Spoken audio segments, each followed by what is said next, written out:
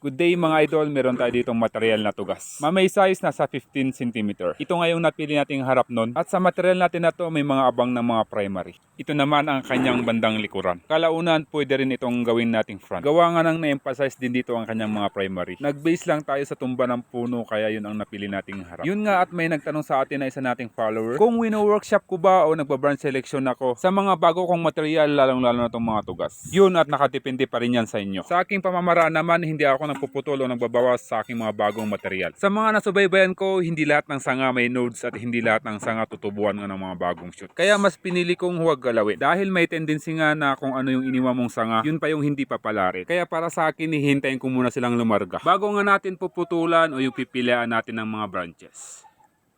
Dako naman tayo sa mga ugat. Kapag sa mga ugat naman, dito nga ako nagpuputol o nagbabawas. Dahil sa mga ugat nga, hinahabaan nga ito ng mga seller para sa mas mahabang buhay, lalo na yung mga isang linggong biyahe. Safe na safe sila pagdating sa atin.